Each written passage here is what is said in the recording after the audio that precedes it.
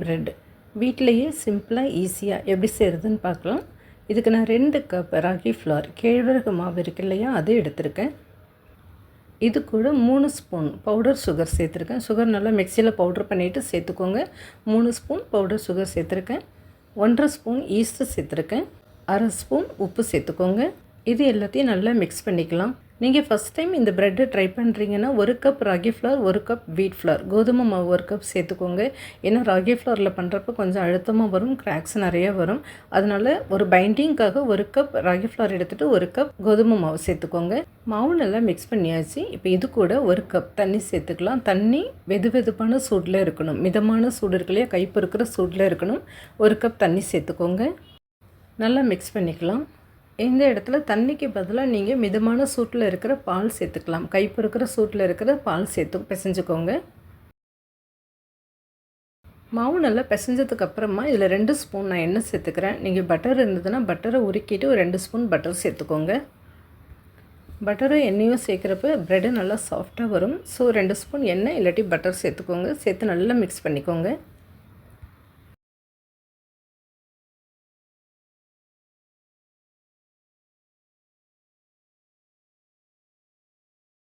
அவ்வளோதான், மாவு நல்லா சாஃப்டாக பிசைஞ்சாச்சு. இப்போ இது நம்ம இன்னொரு பவுலுக்கு ட்ரான்ஸ்ஃபர் பண்ணிக்கலாம்.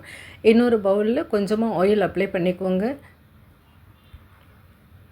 நம்ம பிசைஞ்சு வச்ச மாவை இதில் ட்ரான்ஸ்ஃபர் பண்ணிடலாம். இது ஒரு துணியால் மூடிட்டு ரூம் டெம்பரேச்சர்லேயே ஒரு 1/2 மணி நேரத்துக்கு ரெஸ்ட்டில் விட்டுடுங்க.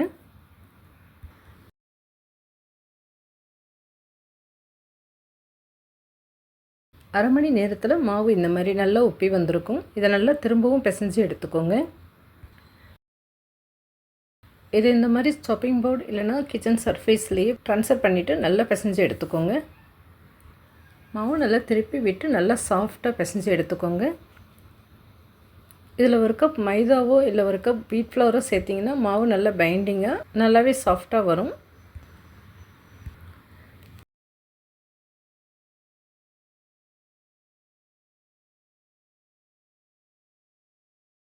மாவு நல்லா சாஃப்டாக பிசைஞ்சதுக்கப்புறமா கொஞ்சமாக ட்ரை ஃப்ளவர் அப்ளை பண்ணிவிட்டு அது மேலே மாவை ஸ்ப்ரெட் பண்ணிவிட்டு வீடியோவில் காமிச்சிருக்கிற மாதிரி ரோல் பண்ணி எடுத்துக்கோங்க.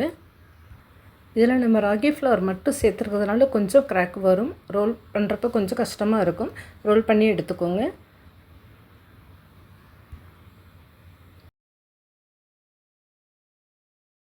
நம்ம ப்ரெட்டு எந்த டின்னில் பேக் பண்ண போகிறோமோ அந்த டின்னில் பார்ச்மெண்ட் பேப்பர் போட்டுக்கோங்க. அப்படி இல்லைன்னா ஆயில் அப்ளை பண்ணி எடுத்துக்கோங்க.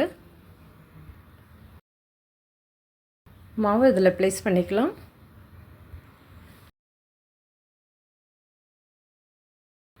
இதை ஒரு துணியால் மூடிட்டு திரும்பவும் ஒரு 1/2 மணி நேரத்துக்கு ரெஸ்ட்டில் விட்டுருங்க.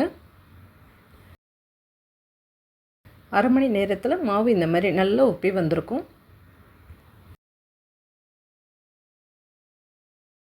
இப்போ இது மேலே காய்ச்சி ஆற வச்ச பால், தண்ணி சேர்க்காத பாலாக இருக்கணும். காய்ச்சி ஆற வச்ச பால் அப்ளை பண்ணிக்கோங்க. பால் அப்ளை பண்ணதுக்கப்புறமா ஒரு 10 மினிட்ஸ் இதை ரெஸ்ட்டில் விட்டுட்டு நம்ம இந்த கேப்பில் குக்கரில் நீங்கள் இன்கேஸ் பேக் பண்ணுற மாதிரி இருந்தால் குக்கரை ப்ரீஹீட் பண்ணி எடுத்துக்கோங்க. நான் OTGயில் பேக் பண்ண போகிறேன். ஸோ நான் OTG ப்ரீஹீட் பண்ணி எடுத்துக்கிறேன். டெம்பரேச்சர் 200 செலக்ட் பண்ணியிருக்கேன். Up and down baking select பண்ணிக்கலாம்.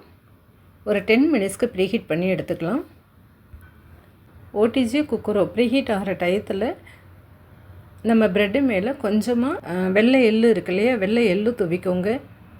என்ன நட்ஸு வீட்டில் அவைலபிள் இருக்கோ அந்த நட்ஸை ப்ரெட்டு மேலே தூவிக்கோங்க. இந்த மாதிரி நட்ஸ் எள்ளு எல்லாம் ப்ரெட்டு மேலே தூவினதுக்கப்புறமா குக்கரை ஆல்ரெடி ப்ரீஹீட் பண்ண வச்சுருக்கோம் இல்லையா, அது ப்ரீஹீட் ஆகிருக்கும். அதில் ஒரு 40 நிமிஷத்துக்கு பேக் பண்ணி எடுத்துக்கோங்க.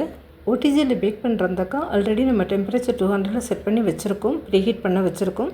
அதில் ஒரு 35 to 40 மினிட்ஸ் வரைக்கும் பேக் பண்ணி எடுத்துக்கோங்க. இடையில பால் அப்ளை பண்ணிக்கோங்க. ப்ரெட் வெந்திருக்கா என்னன்னு பார்த்துட்டு பேக் பண்ணி எடுத்துக்கோங்க. நான் சைட் பை சைடு கொஞ்சம் குக்கீஸும் பேக் பண்ணி எடுத்திருக்கேன். குக்கீஸ் ப்ரெட் எல்லாம் நல்லாவே பேக் ஆகிடுச்சு. வெளியில் எடுத்ததுக்கப்புறமா அது மேலே கொஞ்சம் பட்டர் அப்ளை பண்ணிக்கோங்க. நல்லா ஆறினதுக்கப்புறமா ஸ்லைஸ் பண்ணி எடுத்துக்கோங்க. இது நீங்கள் பிரேக்ஃபாஸ்ட்டு, டீ டைம் எப்போ வேணாலும் யூஸ் பண்ணலாம். ரொம்ப ஹெல்த்தியான ப்ரெட் ரெசிபி. கட்டாயமாக ட்ரை பண்ணி பாருங்கள். வீடியோ பிடிச்சிருந்ததுன்னா லைக் பண்ணிவிட்டு சப்ஸ்கிரைப் பண்ணிக்கோங்க. நெக்ஸ்ட் வீடியோவில் பார்க்கலாம். பாய்.